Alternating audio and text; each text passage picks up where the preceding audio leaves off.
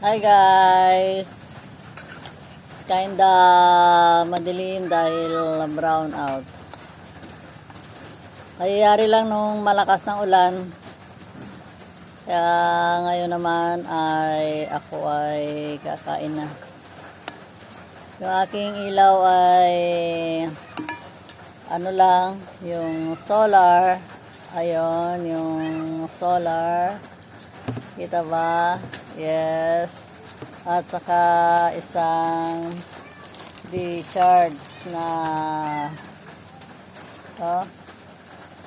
di-charge na ilaw with electric fan.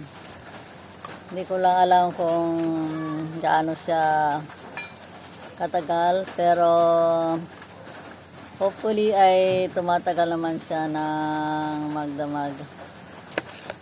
Yung aking niluto kanina na sinampalukang manok at siya ay akin na siyang sesentensyahan. Yan.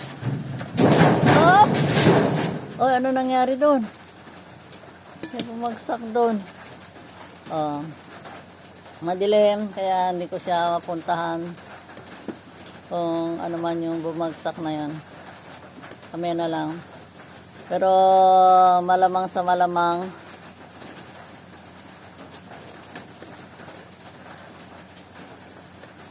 ay di magkakaroon ng electric power. Baka abutin na naman hanggang bukas dahil kumidlat nung bigla nawala ng kuryente. Pagka ganon kamay na sa pool na linya ng kuryente. Kaya ngayon brown out na naman kami. Yung sausawan, yan, sili pa rin with patis.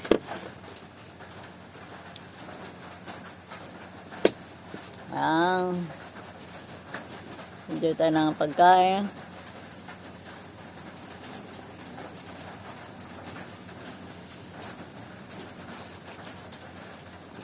Kahit na madilim. May dala naman akong yan. At saka ito. Kaya lang parang mas masarap kumain pagka mga nakakamay. Excuse me po, manghang pala.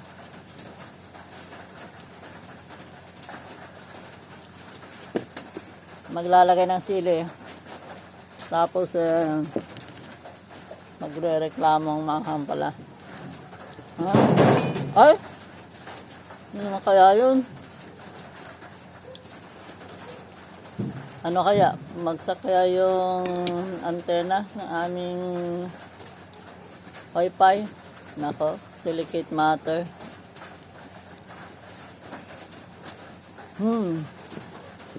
Kain tayo. Let's eat. Natin bukas maliwanag ba yung aking video na ginamitan ng solar recharge na ilaw. Yung napapalakas pala ang aking tubo.